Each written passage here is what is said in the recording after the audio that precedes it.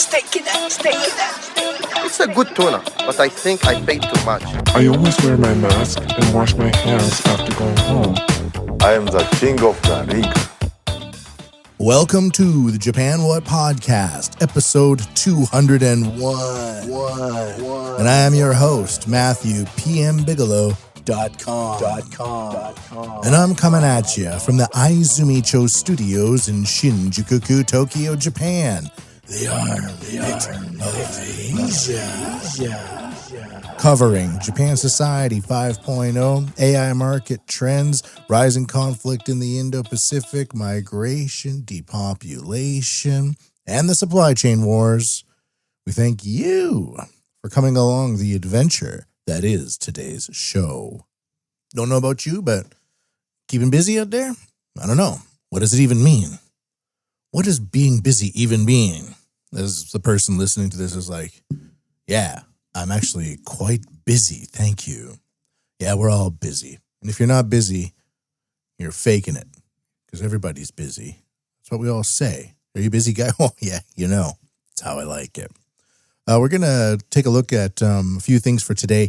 We're going to look at some airplane news, the good and the bad and the ugly, and the beautiful. We're going to look at the supply chain war, some interesting patents I found regarding China and their possible activities in the Taiwan Strait down there and how that affects Japan as well. And also looking at how the so-called approachment of the singularity, as the singularitarians like to call it, also kind of wraps us all into one thing as well. So what I mean by that, it's like 5-10 years ago, things could be a lot more separated, but as things converge, you find yourself being mixed in like different colors of paint onto the same palette, where before you would have your blues and your reds, but now it's some sort of horrible purple. Who knows? But looking at the aspects of current market trends in the AI sector in Japan and how the inside and the outside are affecting that, because we have this burgeoning kind of startup ecosystem going on here, but how is that supposed to compete against NVIDIA when they're reliant on NVIDIA? So there's this give and take there. So that's kind of what I mean. Let's take a look at Japan. Here we go.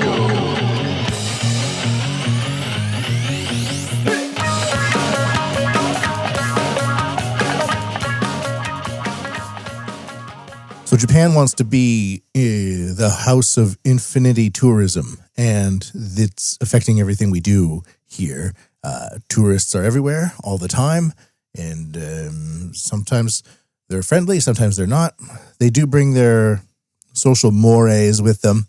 I was out and about yesterday being busy, and there was a Chinese dude on the Yamanote line, which is a loop line in central Tokyo. And he was doing that thing where you're supposed to be quiet on the trains in Japan. You're not supposed to play your audio. And he was just doing full blast, looking at videos on his own phone. And I had my headphones on, but I could still hear him. I take my headphones off and I look at him and I say, "Do you have any headphones?" And he just stopped and he went about his business. But people are so addicted to their phones. It's like, "Hey, junkie, do you need that heroin?" You know, they're like, "Oh, actually, thank you for telling me. I don't." You know, they always look pissed off when you try to bring it up.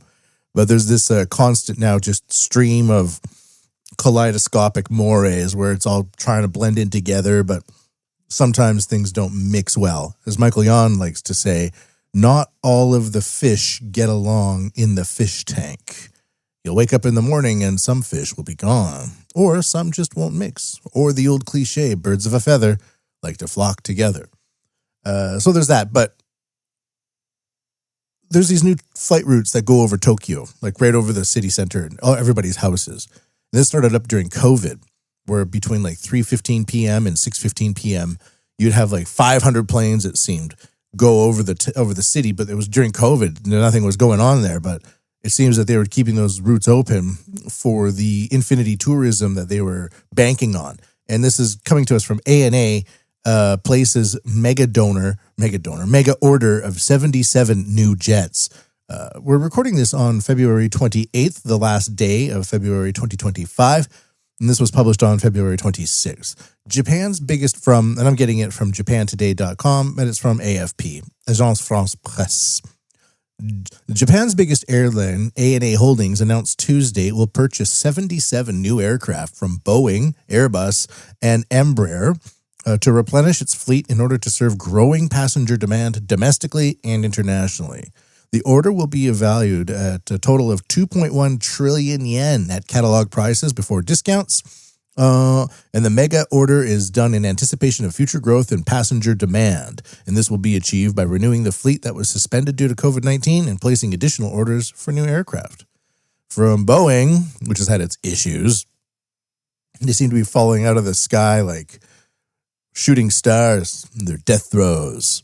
We'll purchase 18 wide-body craft and a whole bunch of other ones, and it just says that so there's this 77 new aircraft is insane from Boeing of all places as well. Makes me kind of raise my haunches a little bit, but if they start falling out of the sky, I hope they don't fall on me. Now, in a kind of an unusual one, this one comes to us from the Japan News by the Yomiuri Shimbun, my alumni, where I worked during the pandemic. And I didn't really believe in the response to the pandemic. I was like, yeah, there's a virus, not sure what it is. How do we vaccinate against a bioweapon if that's what it is? I didn't think it was climate change. But just all day, every day in the pandemic, if you're in the news industry, it was like, do what the science says or you're a terrorist. And I'm like, well, geez, I'm working here. Am I a terrorist? I just don't say anything, I guess. But anyways, they're beyond, they've gone past that. But anyways, so this comes to us from the Japan News where I worked. And it says Japan's Civil Aviation College to have female applicant quota from 2027. So we have all these Boeing planes that are going to be flying over the city and a bunch of female pilot quotas. Now, I'm not going to be the person who's going to say, well, chicks just can't fly planes. They can, but gender quotas are something that I don't agree with either. If I don't see why it's like, in 2025, is there this patriarchy that's going around preventing women from going to pilot school? No daughter of mine will be a pilot. You cannot be a pilot. It's not in our family tradition. So I don't understand why they have to have this it's like everything is 1950s or some sort of, we've just allowed black people on the bus and now we have to allow women to be pilots too. There's this constant, reverse, like looking in the rear view mirror of history as we're blasting into the future. I don't really get it. The Transport Ministry will set an entrance exam quota for women at Civil Aviation College, which trains pilots. The school will start recruiting applicants for the 2027 academic year's admission. Okay, why not? Female pilots account for 1.9% of all pilots at Japanese airlines, lower than the average of 4.7% at major airlines around the world, the ministry said, one of the ministries. According to the announcement made Friday, the ministry plans to review the contents of the current exam system and set up a category primarily based on personality-centered evaluation to fly a plane. Oh, maybe that's important. Maybe I'm just reading into it. The new evaluation will use such means as document screening and interviews instead of conventional written exams. The new category will have 30 slots, with 20 of them expected to be for female quota. Under the envisaged plan, women will account for nearly 20% of the total recruitment capacity of 108. In addition, the college will remove from its requirements the condition that applicants be at least 158 centimeters tall. The new condition will take effect for those entering into the 2026 year. The college graduates account for 40% of the pilots working in the domestic airline industry. However, of those who enter college in the 2024 academic year, only 6, or 5.6%, were female students. Yeah, again, I'm glad that we're getting rid of the patriarchy that's preventing all the women from achieving their dreams of becoming pilots. 158 centimeters tall. Wonder about that. What's with that? We don't really know. It's just, we got to get rid of it. Can I know why? No. Patriarchy. Shut your face, man. Your dime has been spent. All right, so we have all these Boeing planes coming in, Going to put a bunch of women pilots in them, and everything's going to be hunky-dory, I'm sure. I'm sure it'll be fine. Just for those who know, for those who are interested in knowing, that's what's happening. Anything else for Japan? Nope. Here we go.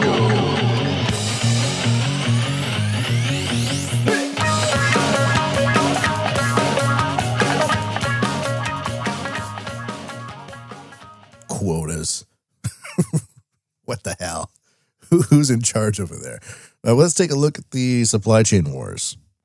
Die for the war, everybody move. Die for the good, die for the war, die for the war. So I've been covering the supply chain war for a few years now. It stemmed from my coverage of AI, and I worked in the big tech for 5 years in Japan in an AI field, more or less. And when I realized that China was also leveraging AI, it melded into supply chains during COVID. And like I said, the singularity now, everything's kind of being meshed together. But it's a very abstract idea, and it's easy to go into in various different avenues.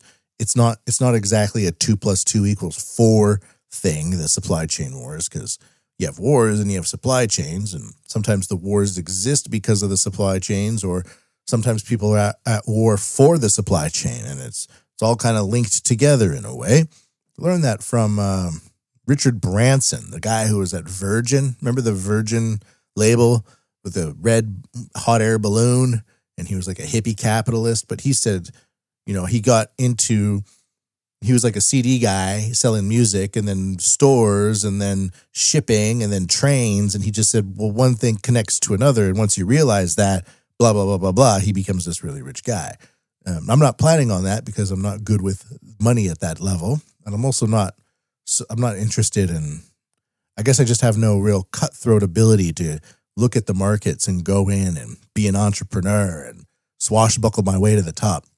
But one of the aspects of the supply chain war that Japan falls onto is that it's a G7 country, more or less, but it's also an Asian country, and it's pushed right up against China, which is a BRICS country. And the main crux of the supply chain war is G7 versus BRICS.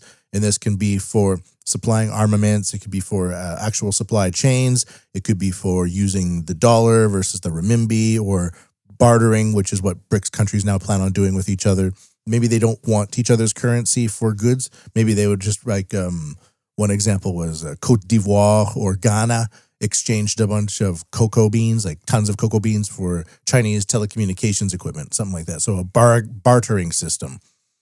And this is where it all kind of develops. But as China wants to push more and more into the Pacific Ocean, and it is doing so, and that's what one of the main cruxes of today's supply chain war is going to be.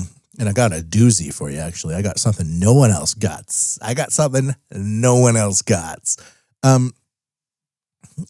The main part of Japan's issue for maintaining a defensive posture in the supply chain war is its lack of population, and the sacrifice it would take to take Japan's youth, which would be the ones going to war, which are falling off of a demographic cliff right now. If we just sequestered all of those young people and sent them into the Taiwan Straits to die, well, then Japan would have had this very low birth rate for even less than nothing, because why would we send one generation to go die for another one that can't protect itself?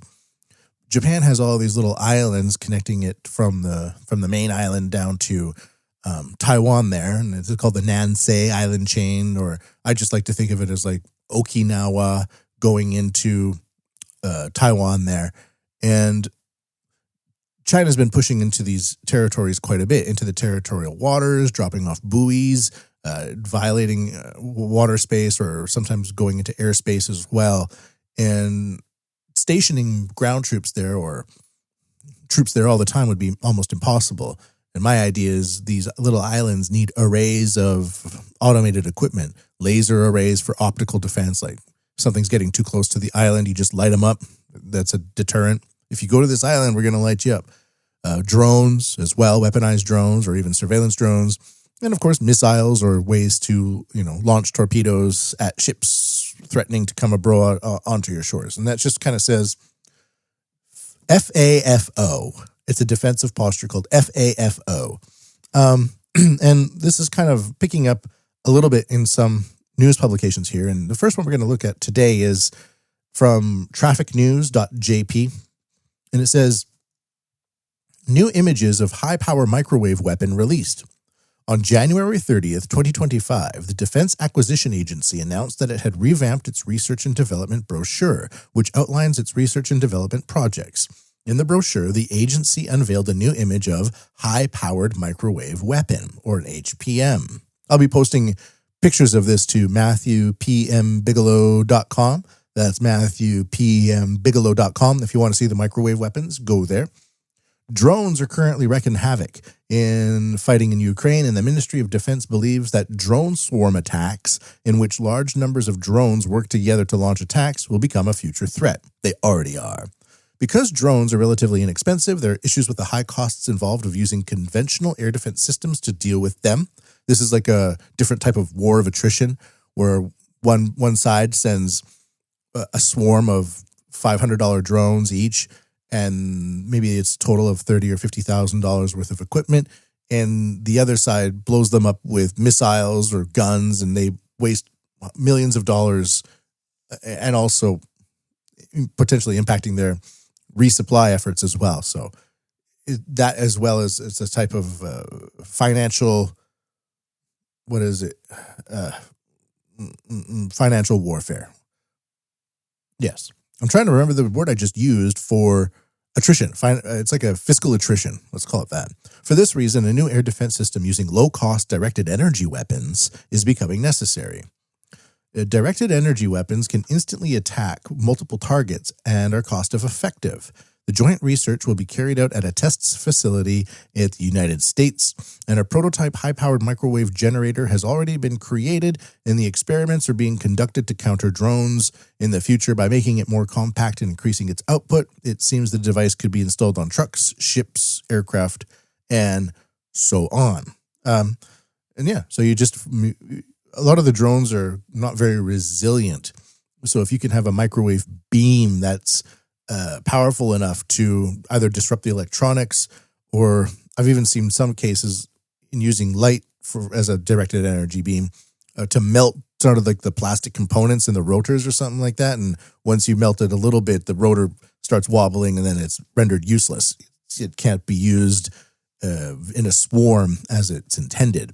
So that's one idea. So this would be, of course, quite nice if we had arrays of anti-drone swarm microwave weapons across the Nansei island chains, because, well, Japan is building new submarines, lithium-ion submarines, battery-ion submarines, and some kind of surveillance ships and stuff like that.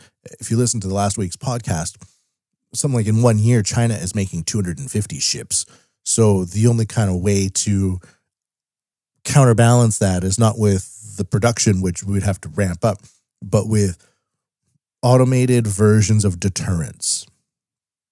And this would be one of them. Looking at the next idea here, this is just some backgrounder to the main thing that we're going to be going into in a second here. And this is Japan and the Philippines agree to strategic talks between forces as China is rising. So China's been really pushing the Philippines in the South China Sea there. It ran up to some ship and grabbed a dude and cut off his thumb, ran away. And there's that. So I'm not going to go too much into that, but it's pushing closer and closer together.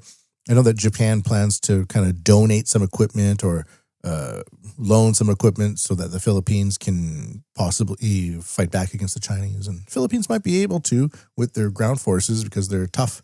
And in the previous administration of Duterte, they had this massive anti-drug smuggling campaign. So the forces there have some experience with insurgencies and dealing with them. So they're a bit toughened up. I've read into it. Seems to be true. I'm not sure how toughened up they are. But anyways, to some degree, they are toughened up. So we have this idea of the Philippines and Japan kind of on this island chain barrier pressed up against the BRICS beginning of their supply chain routes. So, and China recently signed an agreement with the Cook Islands, which is part of New Zealand, and they're in the Pacific there. And China wants to establish more supply chains going into South America. So being able to station at the Cook Islands was like a stepping stone along the way. So as China is pushing out with the trade and military, because it's all dual use, the G7 is kind of being pushed to try to sequester China in. It's not working, but that's kind of the background issue here. And then this next one here, before we go into the main crux, is from Naval News. Chinese Navy penetrates deep into Tasman Sea. So there's this Tasman Sea, which is between Australia and New Zealand. And this group of Chinese ships went there and started conducting live fire exercises. Some flights had to be rerouted and stuff like that. But I'm wondering if this is a counter move to... This is all just a game, essentially. It's a great game. If this is a kind of a counter move to what G7 forces do with the Taiwan Strait, where they do these freedom of navigation exercises, where they put like a warship in between China and Taiwan into these international waters and say, we're just here doing freedom of navigation exercises. We're just going through. I hope that's okay. And I wonder if China is moving into the Tasman Sea to just kind of doing the same thing, but way more aggressively with live fire ammunition, because they're up to something, it seems. They really like this idea of becoming the new global hegemon with a supply chain backed by their AI systems, satellites, and payment systems, such as the Chinese renminbi being conducted through QR code payments with phones supplied to the global south by companies like Huawei, and therefore the Chinese mainlanders can conduct trade with the global south via a well-monitored Chinese-based monetary system attached to a credit score that circumvents the use of the U.S. dollar entirely. Should I go into this? No, I won't go into that too much. It'll be up at MatthewPMBigelow.com. So if you're interested in the Tasman Sea, I'm just kind of providing examples that China is kind of going out even further from the South China Sea into the Cook Islands, into the Tasman Sea, and they're pushing out there. Now, one of my working theories here is this. We don't know what's going on inside of China. It's a black box, but they love the idea of making domestic AI. And I have this idea that perhaps they're using a large language model based on strategy, and their strategy for warfare is unrestricted warfare, which means not only bullets and guns and people, but also economic warfare, drugs warfare, language warfare, dividing people into minor groups and then pitting them against each other, a divide and conquer type of a thing. And the idea here is that if they are prompting this AI, it might be giving them ideas that they would not normally have had prior to that.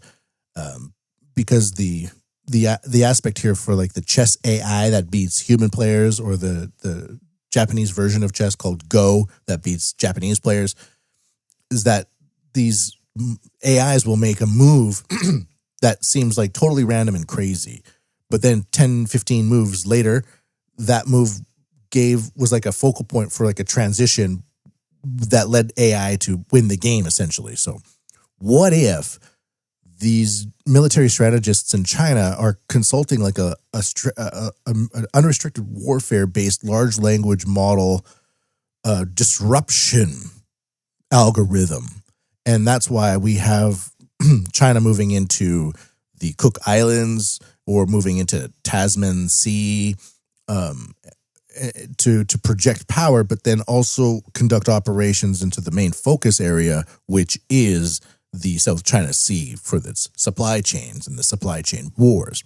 And we've seen a lot of disruption go on in China. We always see these military activities go on in China, and then the U.S.-led coalitions do these freedom of navigation exercises there. And that's perhaps what the Tasman Sea is all about, as potentially previously mentioned. So the idea here is that there might be a wider strategy at hand. And I spent a lot of time studying Chinese AI business models from 2015 to 2020 when I was working in big tech in Japan. And one of their key components, as defined by Kai-Fu Lee in the book AI Superpowers, it's not like the Chinese AI will do everything, but there's this calculation that this AI does that gives a company a leverage over everything else because it requires very few people, it does it very quickly, and it does it very cheaply. That's kind of this idea. And then boom, they have this approach that nobody else has. So this might be going on as well with the geopolitical leveraging within the supply chain war. And I've did some digging in. What I did was kind of follow the patents more or less by researching and doing some prompting and thinking about this idea of dark strategy where we don't know what's going on inside of China, but I don't like the idea that China's they're just going to go away and their economy is failing and blah, blah. Nobody likes them and the Belt and Road Initiative is just this debt trap and everybody hates it. I don't see it that way at all. I see it much more as a strategic, a magnificent strategic use case. That's the way I see it. So I have this thing that I've put together. I'm going to be reading from it and interjecting as I see fit. So China might be using cutting-edge AI to tilt the global power balance towards BRICS and away from the G7 in this supply chain war. And a crux for this right now is it's zeroing in on Taiwan and the South China Sea to control supply chains. The twist? They could be slicing undersea cables to choke rival data flows because in 2025, data is the new oil or the new bacon. Let's break it down with some ideas here. So there's these cable incidents going on in Taiwan right now. There's been 5 undersea cable cuts this year, a sharp uptick from 3 each in 2023 and 2024, according to Taiwan's digital ministry. On January 3, the Trans-Pacific Express cable linking East Asia to the U.S. snapped near Keelung Harbor at 7:51 a.m. A Chinese crude ship, the Shunjing 39, was spotted nearby, possibly dragging its anchor through, though bad weather let it slip away to Busan. Then, on February 25th, a cable to Bangkok Islands went down at 3 a.m., with the Hongtai 58, another Chinese crude vessel, detained after lingering suspiciously close. The other 3 cuts are murkier, likely hitting Matsu Island cables in January or February, which I covered last week on the Japan Web podcast, with repairs dragging into March, mirroring past Chinese vessel incidents in 2023. Taiwan's 15 cables carry over 95% of its internet, so 5 hits in 2 months isn't random, it's a pattern screaming disruption. Yeah, if you don't know, most of the internet traffic is done through undersea cables. It's not done through the satellites. The cables which flow in conjunction with supply chain routes, it's the same. So it's like plumbing and roads or something like that. We have these roads, underneath the roads we have plumbing. We have these supply chain routes, underneath the supply chain routes we have undersea cables. So the AI angle here from China's perspective, there's some patents going on here that kind of put the stack together. Individually, it's just one thing and then another thing. But you put them together, and now you got a pizza. China's got the tech, or what? I should use a Chinese type of food, a spicy hot pot. Chinese got the tech to pull this off. The World Intellectual Property Organization reports that they've filed over 38,000 AI patents from 2014 to 2023, 6 times the US's 6,200, spanning industrial applications like robotics and optimization. A 2020 patent from Lishui University, and Lishui University is located in a province facing Taiwan on the Chinese side of the Taiwan Straits there. A 2020 patent from Lishui University for a cable cutting device isn't AI driven. So they filed a patent in 2020 for a cable cutting device, like an anchor. That's not AI driven, but Pair it with over 3,000 AI patents since 2020 for underwater navigation, like Shanghai Jiaotong's 2022 seabed mapping submersible, and you've got a system that could pinpoint and then sever cables with precision. Huawei's 2021 patent for network optimization could then reroute BRICS data, leaving G7 rivals with compromised networks. There's no patent that explicitly says we're going to cut the cables with AI, but the stack, once you put it together, fits. China's AI could orchestrate this in gray zone tactics, so you would be able to disrupt rival systems without declaring war. After all, what happened with the Nord Stream? And then there's these other Chinese ships that were cutting apart, apparently or allegedly, undersea cables in the some ocean areas near Finland and stuff like that. I can't remember. The Baltic Sea, there we go. I think that's what it's called. So there's this other pattern. Is this the AI telling China to go cut these lines, or is it just testing the patent out? Before I move on with reading, I do have the patent here for us to look at. And the patent will be posted at matthewpmbigelow.com. And so I got this from patents.google.com, and this is a towed submarine cutting device and its cable cutting method. So this invention discloses a towed submarine cable cutting device and a cable cutting method thereof.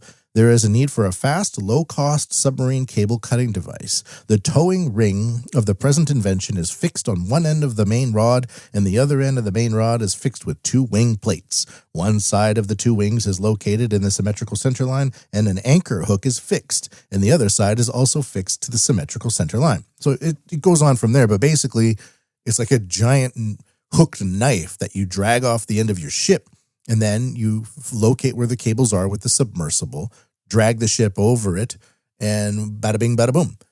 It looks like it's low tech because these Chinese ships that are doing the dragging allegedly, they look like garbage ships, but they might have reinforced hulls, for example.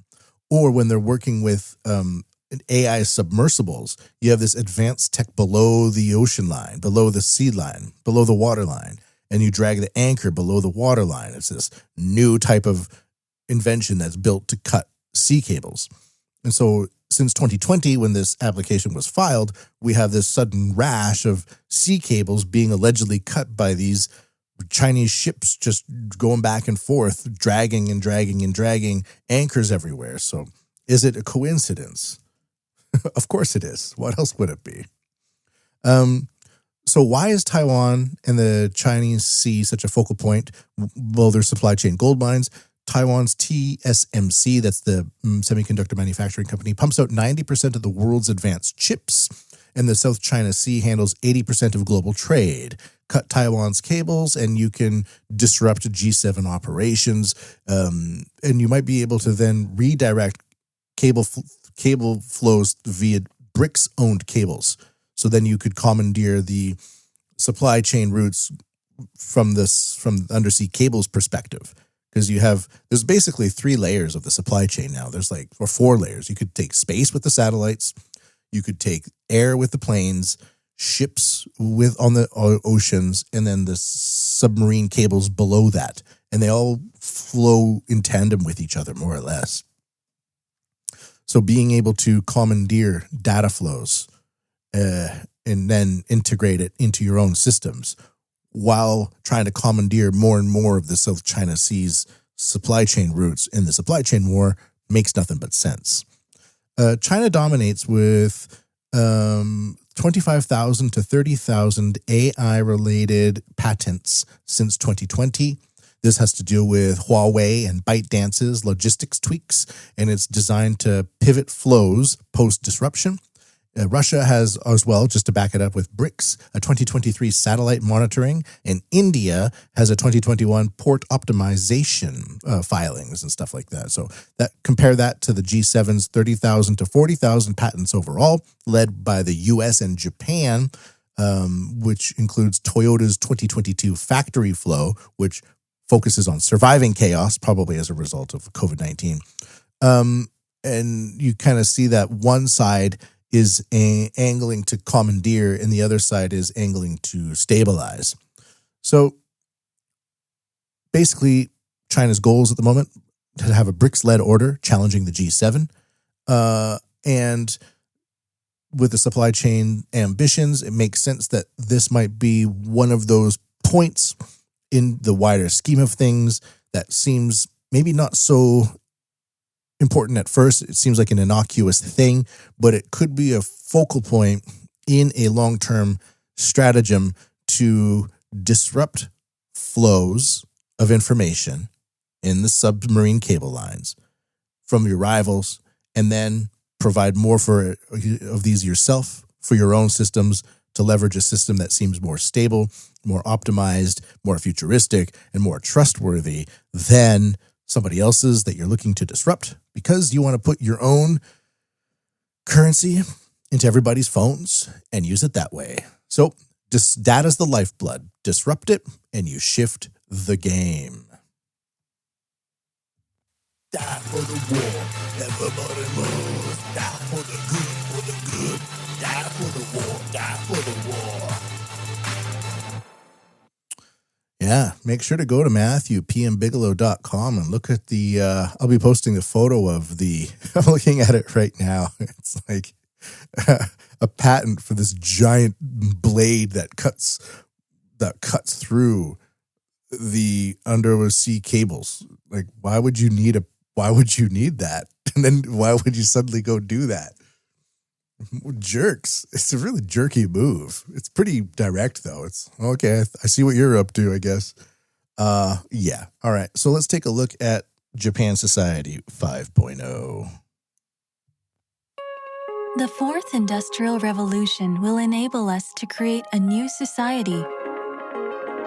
Artificial intelligence will transform the big data collected through the Internet of Things into new wisdom.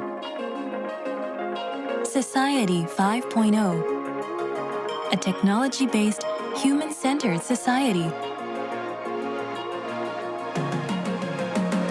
The fourth industrial revolution will raise our standard of living and solve various challenges we face. It will, for example, free us from the stress of driving, allowing us to safely visit anyone, anytime. We will have access to the latest medical advancements at a low cost, no matter where we are. AI and robots will enhance human ability and expand our infinite possibilities, helping us enjoy more fulfilling lives. Society 5.0, for the betterment of human lives. All right. That's the Japanese government's Japan Society 5.0 pitch. It's a government thing. So Society 5.0 means, of course, the AI Society. 1.0 means the living in cave society, and you work yourselves up from there. When I first started this 5-6 years ago, we were in 4.0, but now we're kind of closer into 4.3, 4.4, depending on what you're looking. All this drone delivery and stuff like that didn't really happen, but AI within the networks is happening quite a bit. And we are moving into self-driving vehicles being used more and more on Japan's roads. So the steps are being taken, but by whom? We're going to begin with a little revenue report. AI chip giant NVIDIA reports blockbuster revenue. And NVIDIA is headed by a Taiwanese dude, I believe. NVIDIA on Wednesday said it finished its fiscal year with record high revenue of $130 billion, driven by demand for its chips to power AI and data centers. The California-based juggernaut reported a net income of $22 billion on an unprecedented $39 billion in revenue in a blockbuster fourth quarter that ended late January. NVIDIA has successfully ramped up massive scale production of its new top-of-the-line Blackwell processors for powering AI, logging billions in sales in its first quarter on the market, according to Huang. That's the CEO. AI is advancing at light speed as agentic AI and physical AI set the stage for the next wave of AI to revolutionize the largest industries, NVIDIA co-founder and chief executive Jensen Huang said in an earnings release. NVIDIA projected revenue of $43 billion in the current fiscal quarter, topping analyst expectations. Despite market jitters over DeepSeek's efficient model and early Blackwell deployment challenges, NVIDIA's results reaffirm that it continues to lead the AI landscape, sidelining skeptics, said eMarketer technology analyst Jacob Bourne, the Bourne NVIDIA entity. NVIDIA relies heavily on Taiwan's TSMC for the production of its graphics processing units, raising concerns it faces geopolitical risks. See, it's tying in there. It's tying in there. I'm going to play that.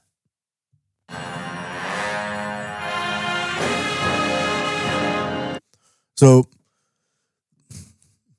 people saying that AI is just a fad, I don't think it is. There's the Japan Society 5.0 initiative, and it's whether it succeeds or not, it's not just this consumer approach where it makes funny things on our phone do funny things. It's a lot more than that. Now, in order for NVIDIA to make all of this money, the governments around the world have to agree that it's good. So this is just from NHK, and it's just a brief thing because there's the private industry, but there's also the government that's also getting their hands in this thing. And the government likes to use AI and Japan Society 5.0 for things like sustainable development goals and DEI and stuff like that. So there's this parasitic relationship.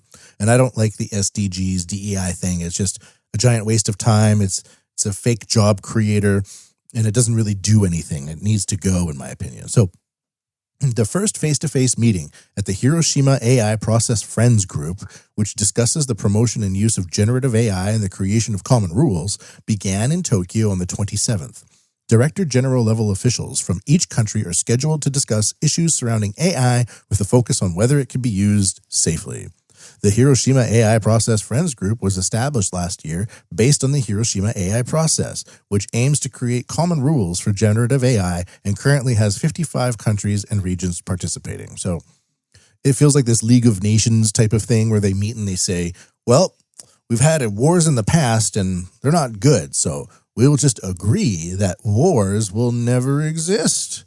And then wars exist. So of course, we can look at these tech billionaires who are in charge of their companies and understand the global situation of their business really well.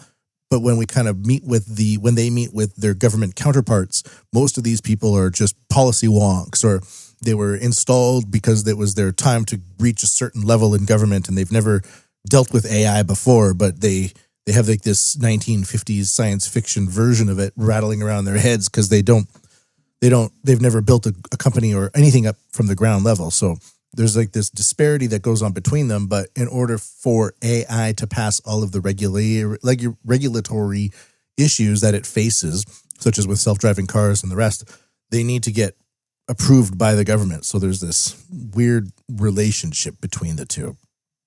I'm not going to go too much into it after that.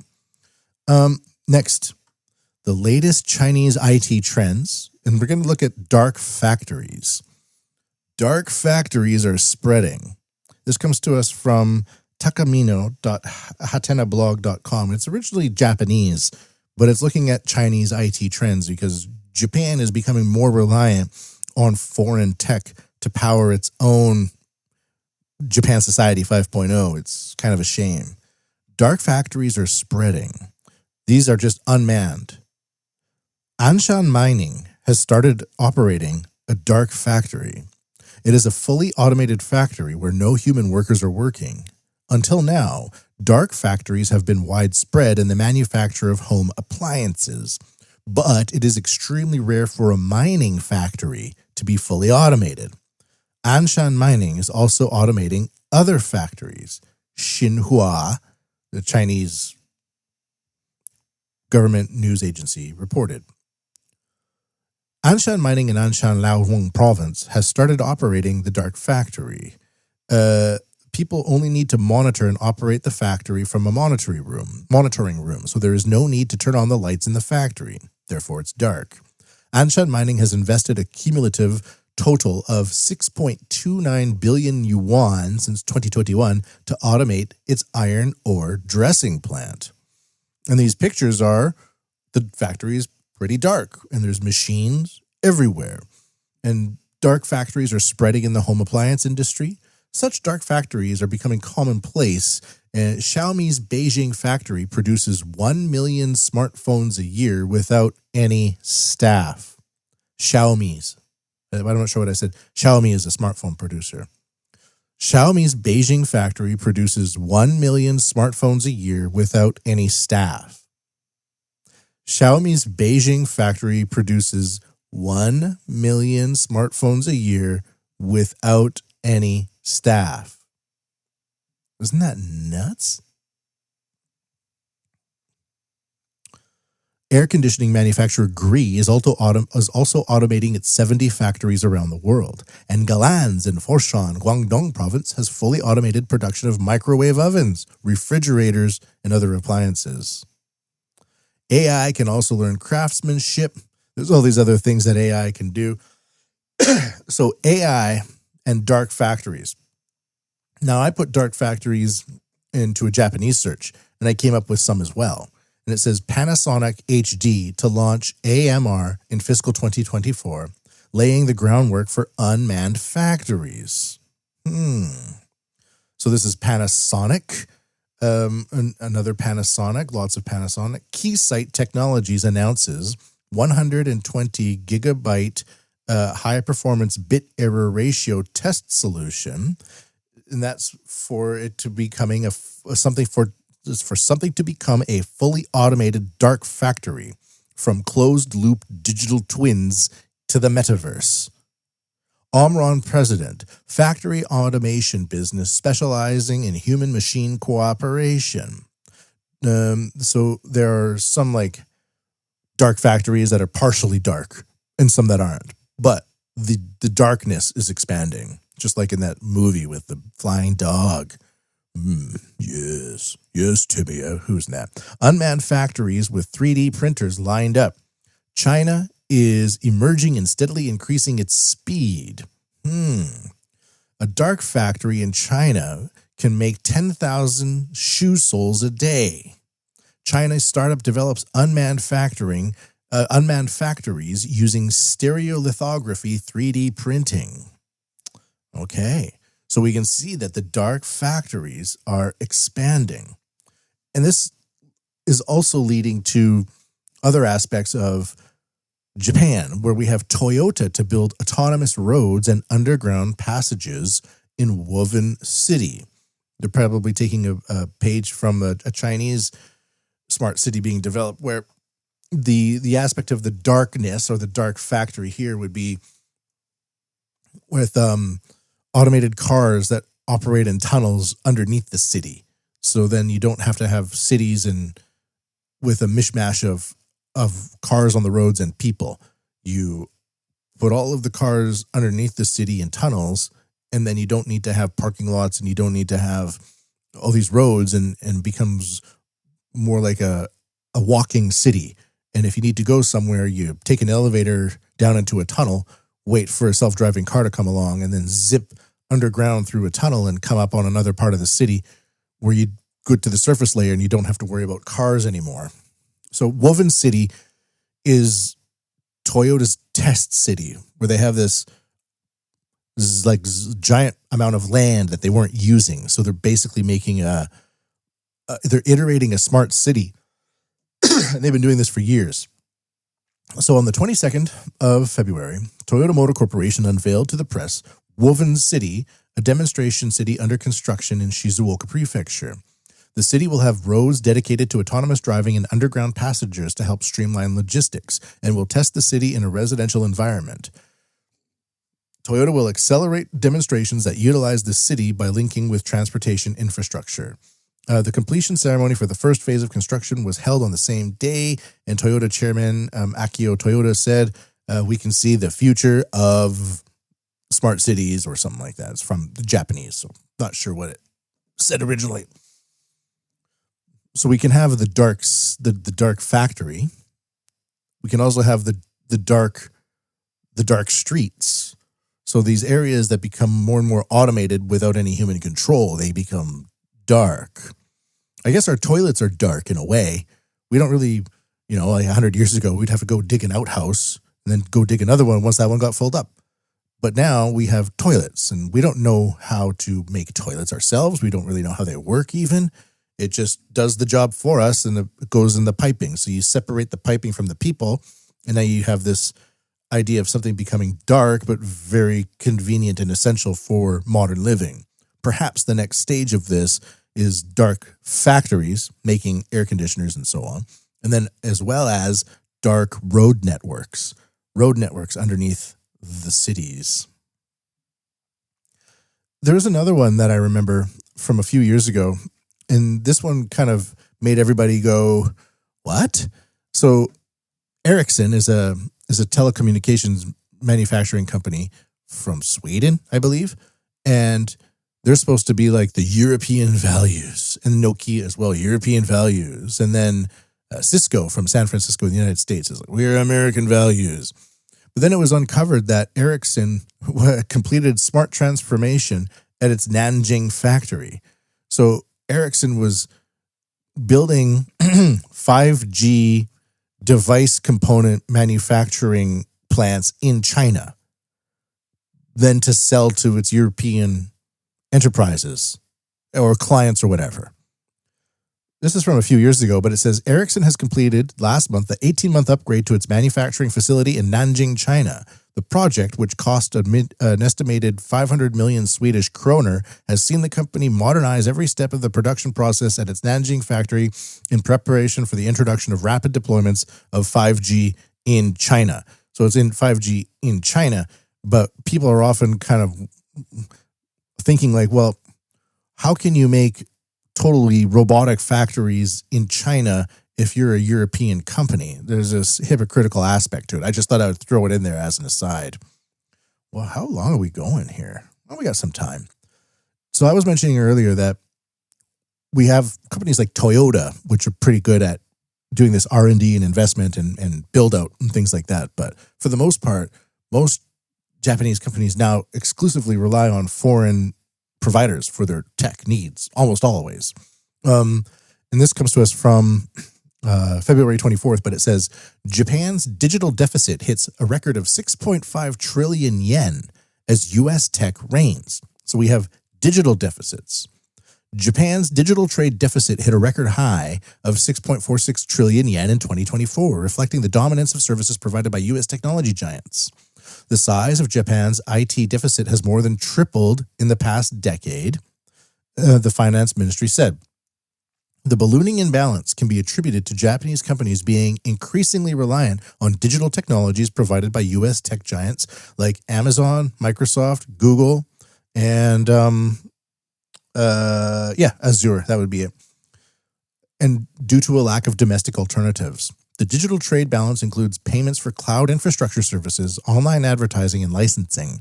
Revenue generated by major U.S. tech firms is only expected to grow in Japan as individuals and businesses increasingly digitize.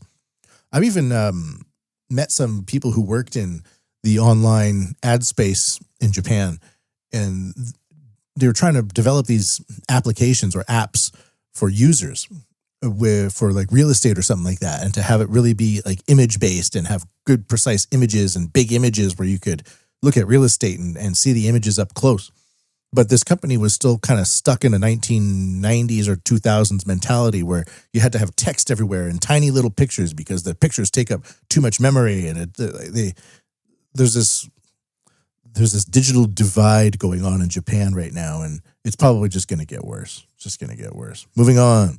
NEC develops biometric digital signature technology that enables facial authentication without storing facial information. This is kind of interesting. And I've been waiting for this. I think this is a key component for having a secure layer in the Japan 5.0 society cloud. So if our face is always being captured and stored, basically somebody would be able to get access to that and then find out everything about us, where we go, what we do, what we look at, what we smile at, our emotional responses, our shopping patterns and things like that. And it really relates to some sort of, Orwellian tracking society where it's not planned to be like that, but it eventually gets exploited like that. But what if instead, and this is the idea of having a key or a hash, if you look at somebody's biometric data on their face and you add values to the distances between like the tops and the bottoms of their eyes and the noses and the mouths, and you create a certain amount of points, and then you measure those points and create a code based on those points, it'd be impossible to replicate that code because it's based on your own personal biometric data. And so the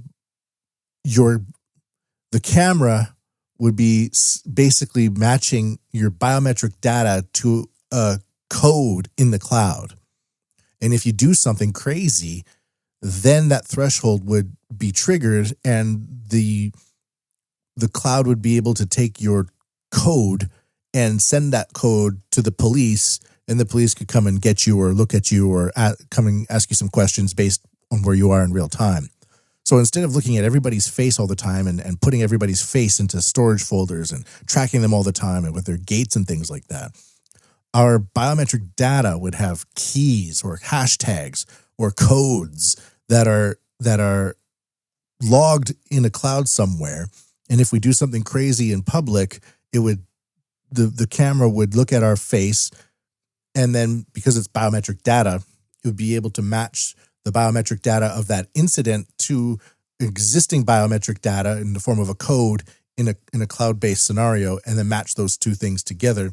And if you have like a prior, if you're like known as a dangerous criminal, well, then it triggers that response or something like that. I'm not going to go too much into the article too much because it's rather technical and translated, but this type of idea would not only reduce the amount of data being sent back and forth between cameras, connected cameras to clouds and things like that, because it's just codes, but it would only be triggered if something happens. Moving on. Guess what's next? Frido. Vescrecia IDZ Chiyoda Iwamotocho residential condominium units sold out February 27th, 2025. Property agent Migaro Holdings, a company that creates new value by fusing the digital and real worlds, is pleased to announce that all residential units of the in-house developed all facial recognition condominium, Vescrecia IDZ Chiyoda Iwamotocho, have been sold out. Features. Well, I've been covering this a lot. So Frido is a platform, and they've been putting up a whole bunch of these new condominiums around Japan, and every time they get put up, they're immediately sold out. And this is just another example of that.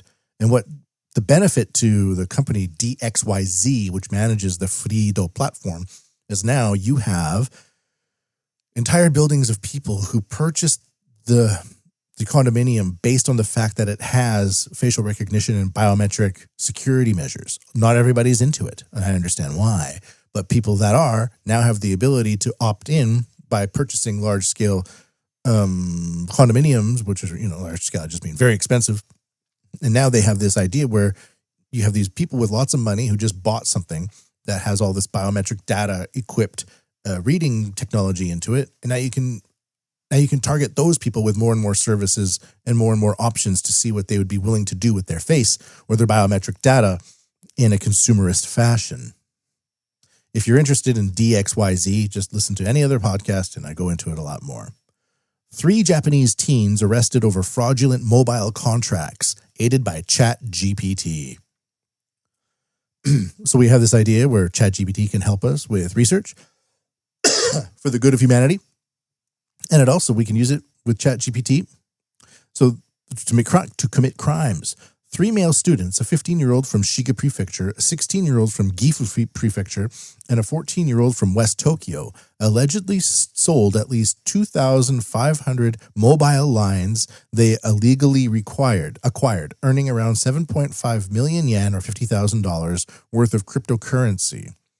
The 3 are believed to have met through online gaming. They separately accessed Rakuten Mobile's Inc. systems to enter into contracts under other individual names between May and August. The police discovered approximately 3.3 billion sets of ID and password combinations on the suspects' computers, with the data believed to have been purchased from a third party via the encrypted messenger app Telegram. Ooh, maybe it's just a dig at encryption. Governments don't like encryption because it allows you to whisper without being heard. Hey, I think we should go over there. Hey, why aren't you telling the government what you're going to do? Why are you whispering? Why are you using encrypted messaging apps?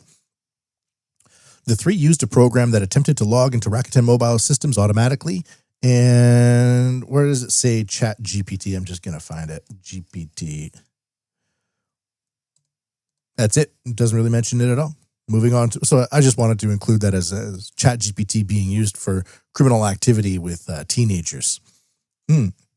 Fukuoka Greengrocer uses facial recognition to enter and exit the store without staff. And the reason why there has been no shoplifting so far, it's because customers who steal or cause trouble will be denied entry.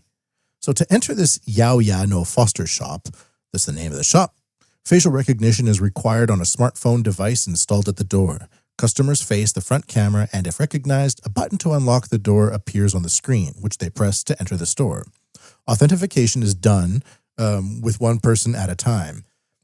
Customers will not be recognized if their face is obscured by sunglasses or a mask. There is no need to register or make a reservation in advance, and there is no need to take the time to read a QR code with your smartphone.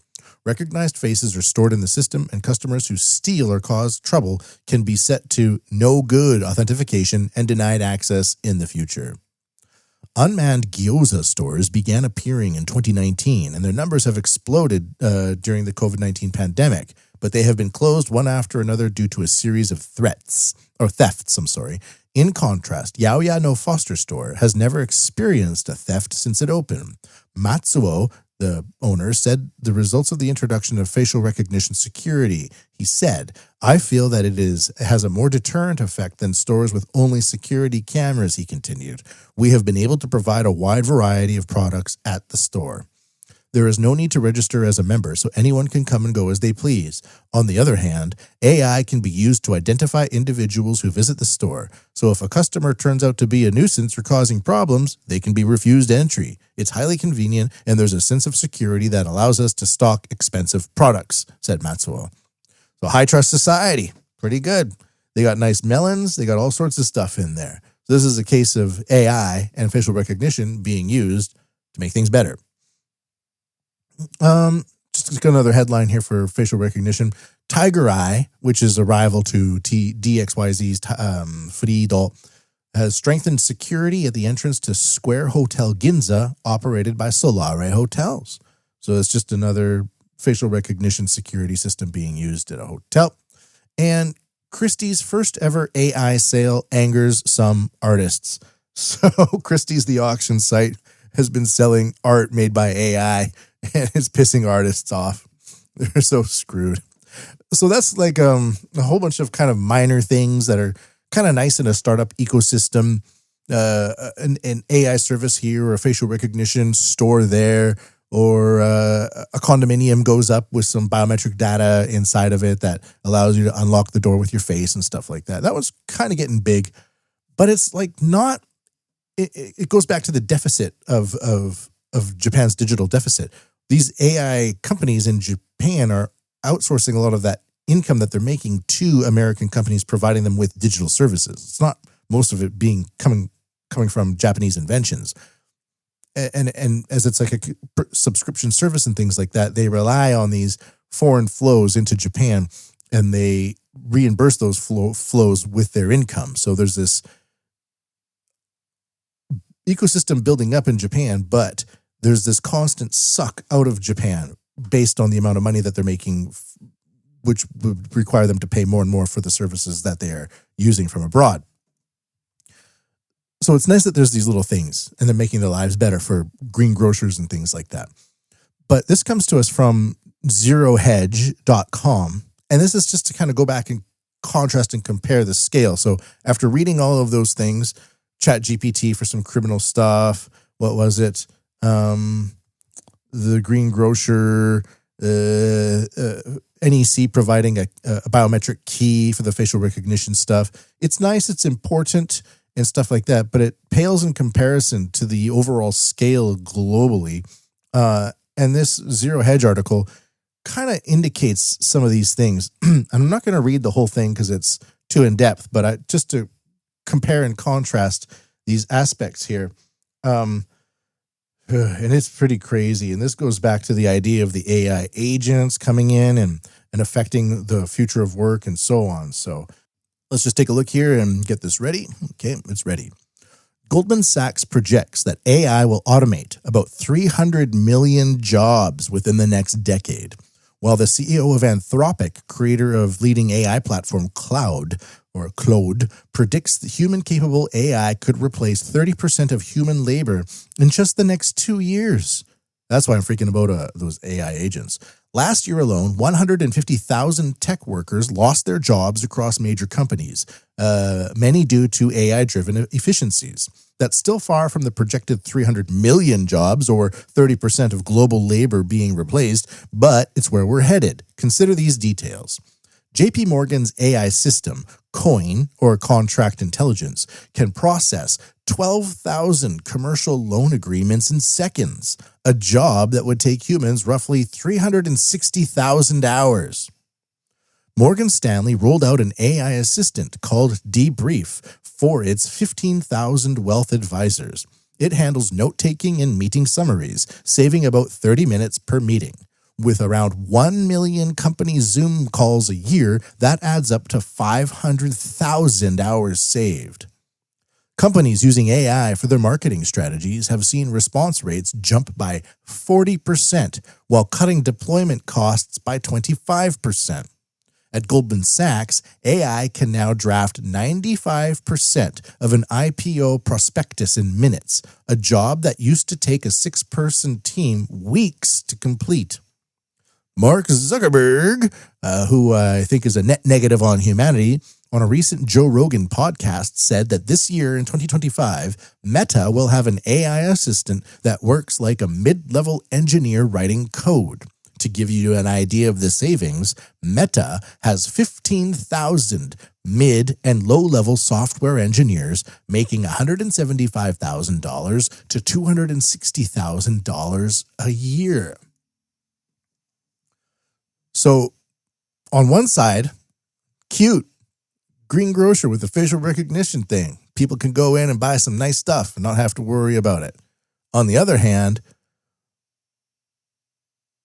the ability for these systems, and like, I'm not going to be here and be like, oh, those poor JP Morgan dudes who always seem kind of scummy. If you're a JP Morgan dude, of course, that doesn't apply to you. You're one of the good guys, but generally speaking, just look around the office and try to look at all the scummy dudes compared to the non-scummy dudes, and what are you left with?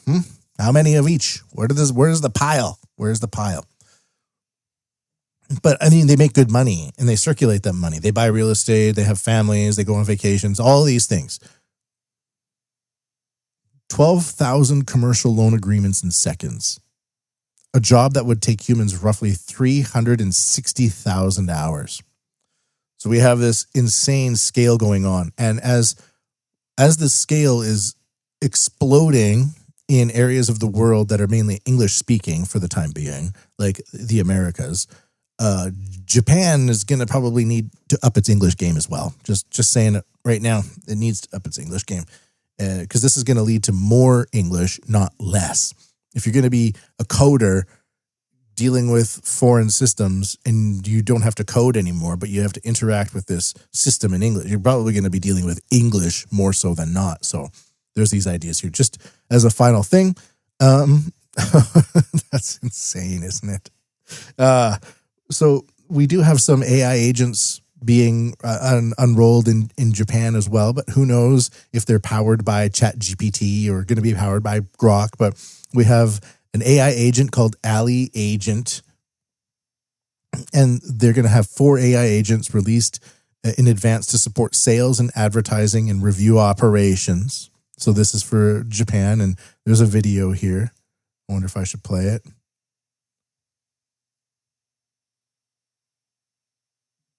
No music? Okay, it's a silent video.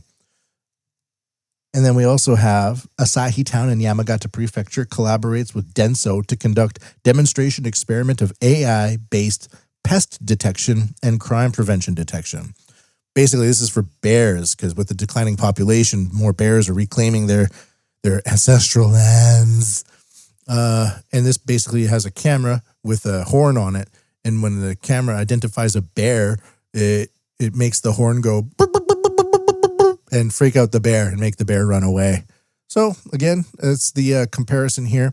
Make the bear run away now AI program versus processing 12,000 commercial loan applications in seconds. That's the scale that we're dealing with here. And that's going to be Japan Society 5.0 for today. Yeah, there it is. The fourth industrial revolution will enable us to create a new society. Artificial intelligence will transform the big data collected through the Internet of Things into new wisdom. Society 5.0, a technology-based, human-centered society. The fourth industrial revolution will raise our standard of living and solve various challenges. All right, so that's going to be the old pod for today. Make sure to go to MatthewPMBigelow.com and send us some traffic. Check out the videos, especially those military stuff, and the patent for the undersea cable anchor cutting blade. It's ridiculous. I'm going to leave you with a song here based on an AI Suno output. It's a pretty good one for today, and this is based on the headlines from today. I put them into Grok to make sonnets, then I put them into Suno, and I prompt with a bunch of styles of music that I want and don't want, then I leave it with you. So I'll be back on the other side of the song to close the podcast. Stick with me.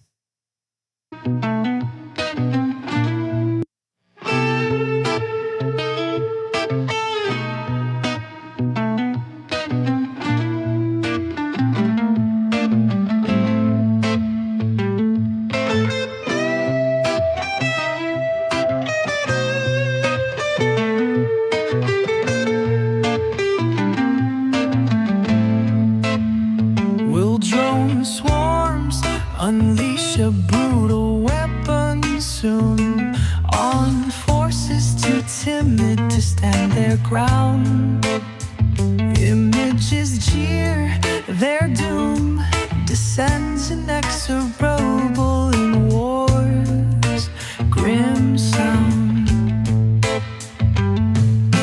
All eyes bicker through fragile pacts, worrying is power, stretches insidious across the facts, foreshadowing havoc we'll scorn to bear. It's not in the future, it's happening now on the Japan Wood Podcast. Some clever mind devised a cruel contrivance to shatter our tenuous hold, cutting lifelines in nights obdurate cold. Tech runs rampant, greedy to enfold, to throttle us all in its burgeoning mold.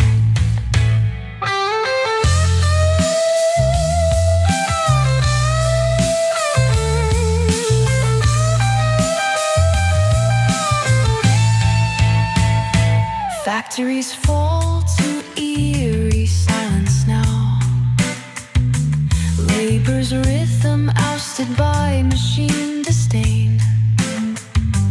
Fortunes rise from circuits, proliferate in thoughts unyielding gain. Roads bend free with cunning, subterfuge entombing towns below. It's not in the future, it's happening now on the Japan Wood Podcast.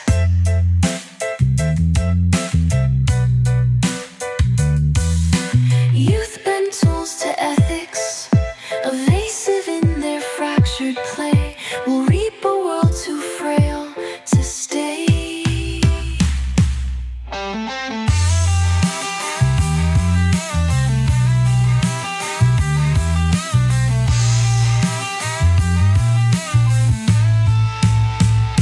Riches flee to realms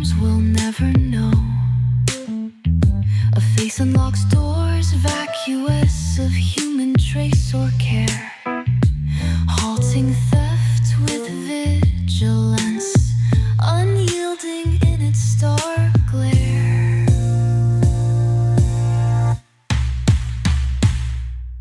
Youth bend tools to ethics, evasive in their fractured play, will reap a world too frail to stay. Youth bend tools to ethics, evasive in their fractured play, will reap a world too frail to stay.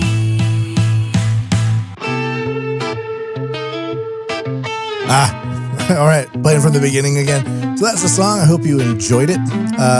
That's going to be it for the Japan What podcast for today. And remember to go to MatthewPMBigelow.com. Make a donation at paypal.me/JapanWUT. Until next time, everybody, I bid thee warmful and heartful Ja Mata.